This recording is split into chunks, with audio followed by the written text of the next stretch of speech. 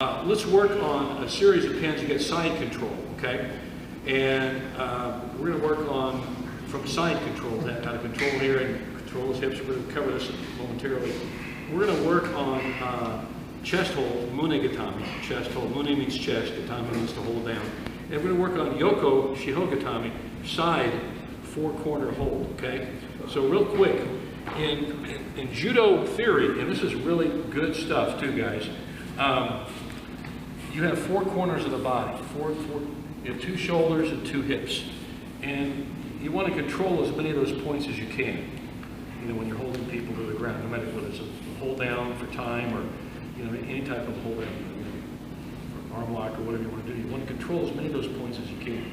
And so when you talk about Yoko Shiho side four corner hold, that's what they mean. These are the four corners of the body, okay? So if you understand that, you're going to have a better, you know, skill at doing this stuff. Okay.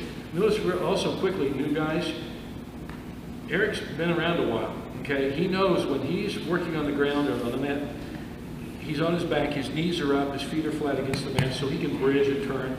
You know, he's not laying there like you get knocked out. You know, he's not laying there like that. Okay. He'd like to. You know, so start always if you're on the bottom. Always start so you're in a position that you can move. Okay, and see how you can move and shift his hips and stuff. These are skills you need to do, but this starting position for him is important too, all right? So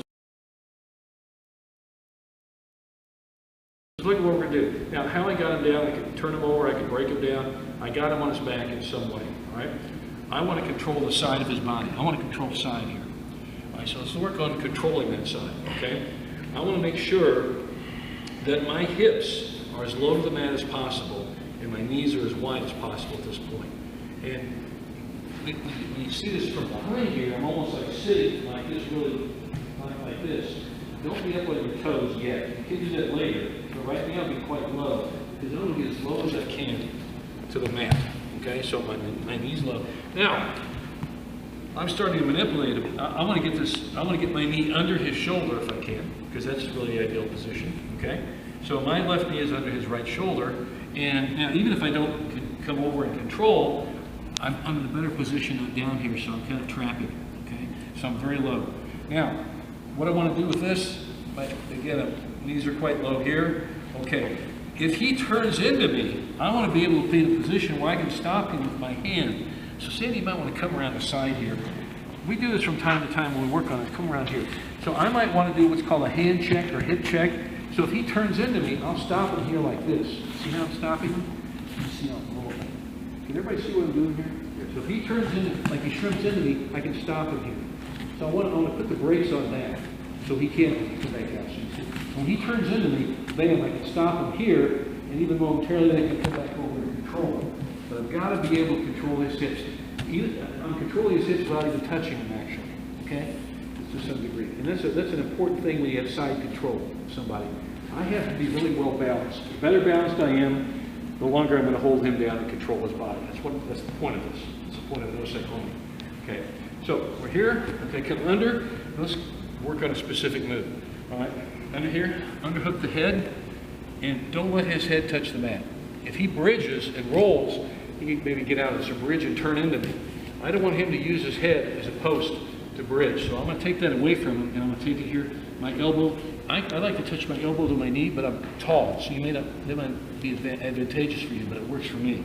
Okay, now this hand, I'm just going to grab the gi in this area here, or an armpit. Okay, like that. You can grab the lapel, but just grab what you can quickly. All right, now I've got a pretty good hold here. Okay, so if he starts turning into me, I can just hand check him and keep him from moving there, but I'm going to kind of stop that in its tracks to begin with. So from here, I've got this grip here. With this hand, I'm going to swing under and just trap here. And now I can start to grab this way, post my hand to hold, which is a good post, it's a good stable base. If he starts to move, and I can just keep staying with him. See how I'm controlling his upper two shoulders? Okay, now my knee here is going to be controlling also his lower two, you know, his upper two shoulders, upper 2 points and shoulders. I can also bring my knee up here to stop him like this if I need to. And, you know, just don't let him hook your leg. But here's like this is a variation of a, you know, knee on belly here, Yoko Gatame. But I'm just holding him here if I need to. But from here, I'm just going to hold here or ride him up here, lock him in here like this, stay nice and high. Every time he moves, I move with him. Okay? He might move back so you can. So when he moves, just move. I just stay with him.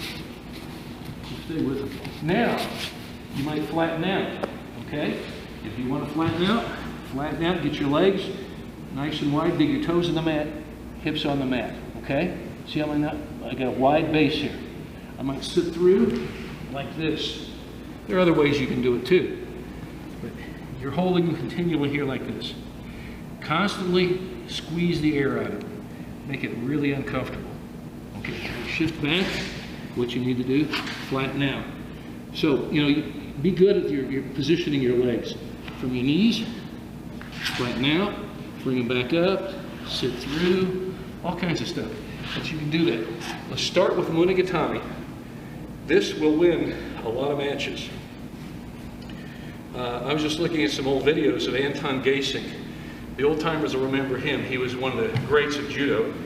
He won the '64 Olympic Games in the open weight. He was a great big guy, but his judo was superb. He won the Olympics with this hold, with what would be later called Mune Gatame.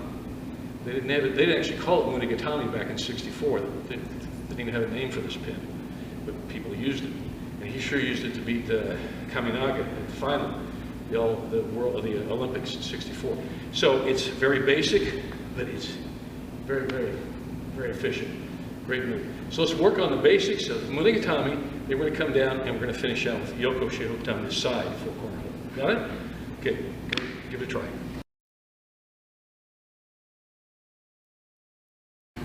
Okay, so we've been working from side control, and we just did Mune Gatame. Okay, and I like to teach these holds together, Mune Gatame and Yoko Shiho Gatame, side full corner hold, because they really kind of blend into they really kind of it's a natural lead in. So good side control. Okay, and remember when you're doing side control, key thing here is to, like I said, control the head, and I want to make sure that my arm goes over his shoulder and under the neck and control there. All right, now some people like to grab the lapel. I've always found in the gi to grab inside here the armpit, and it's a nice grip for this. For a Yoko Shiho Gatame grip, that's good. If no gi, you can grab inside the armpit here. Some people will grab under here. Whatever works for you, okay? But I like to control this far shoulder as much as I possibly can. And also, when I'm doing this, whether it's in a Mune Gatame chest hold or Yoko Shiho, the side hold, I like to kind of cinch the arm in here tighter this way, so I can kind of pull him in, so if I can start stretching him a little bit, okay? And this helps. So if I get here, and I just hold him here like this, and I can keep this in. So my elbow is constantly pulling in, pulling his head into my shoulder. Now, you can also create some, rather bad moments for him here by putting your shoulder in the side of his head, and then, squeeze his head like a nut, and that's good. It makes him, make him think about stuff like this instead of trying to get out, okay? So if he's thinking about, oh God, I'm really uncomfortable and this kind of hurts, that's what we want him to think, okay? So there we go there. All right, now from his hand, I've got this, and really what I'm going to do, I'm going to reach through. I'm going to show you a couple ways to do it. The standard way is reach through the middle, okay, like this, and grab. You can grab the apron of his gi, grab his pants. If you can grab all the way up on his belt, that's good for you. But just grab the apron of the gi there, and I've got him here, and this is a good standard Yoko Shiho Gatame. Okay, you can grab his pants. That's fine too. Okay, some people grab the ankle. Okay, whatever. But here's a good, and this is the basic, very low, and I can flatten out on him, like this. Sit through this way. You see a lot of variations, but the basic way. Knees are wide, hips are low, and holding here like this, and just hold them for time. And another thing I like to do, because some guys try to slip their hand under your neck to choke you, I like to have my face looking at him like this. I like to put my chin pretty much on his pectoral area or ribs, and just hold him like this and look at him. And and that way, if he starts moving his hand, he starts putting it in the face, the referee's going to say, don't do that, and it keeps it there, kind of nullifies that hand, okay? Now, this grip is good, or like this, and whatever, we grab his. You can also grab over and grab your own belt on the near leg. So if I can, instead of reaching this way like this, I can reach over, hook his leg, and grab my own belt, my pants, whatever. But if I can grab my own belt, it's another handle that I've got. It's a surefire handle there that gains more control, and I can hold them this way. And this is a variation of it, but it works. You could move around a little bit. I can stay with them and just keep doing that. Okay, or I can grab inside my own thigh when I'm doing this like this, grab my own pants. I'll be grabbing actually my pants down here. So you can grab like that and just ride them down. Just keep riding. I may have to shift my hands back, shift them forward, whatever I need to do to keep them down. I may even just put my hand here and keep him down so I can control his hips. If he turns in too much, I'll shift back, I'll push his hips down, put my hand there. See, I'm manipulating with this hand. This is my locking hand, and this is my steering hand. Okay, it's kind of the way I've always looked at this on Yoko Shiho Gatame.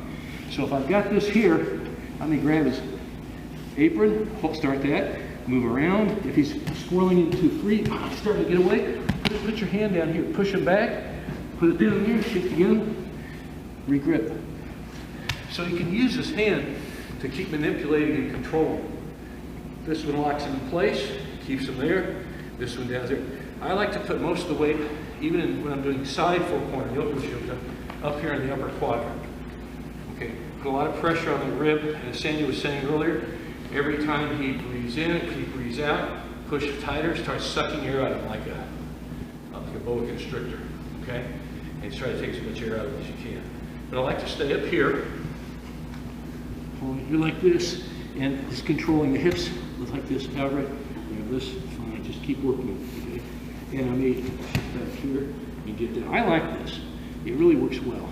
You're taking a whole appendage from it. You're stealing his near hip, and it keeps him from turning into you. It really does. So that's Yoko Shiho Gatame. And again, I like to teach that with Mune Gatame. They blend in together. And feel free to use them both together. And then keep them there for time. Like in Sambo, we hold for 20 seconds. Referee says go for the submission. You do it. Same in freestyle judo. I know now in the IGF rules, I'll hold them for 20 seconds, and I get the ippon. Back when we were competing, it was 30 seconds. And that's a long time to hold a guy down. So you better have your good osai komi. This is an osai komi waza. Osai komi means to pin or to immobilize. And osai komi means to apply the pin. And waza means technique. So you're applying a pinning technique is what this means, osai komi waza. And Mune Gatame, in this particular case, we're doing Yoko Shiho Gatame. Side four corner hold. Okay? Let's finish up with that. We'll get it, guys.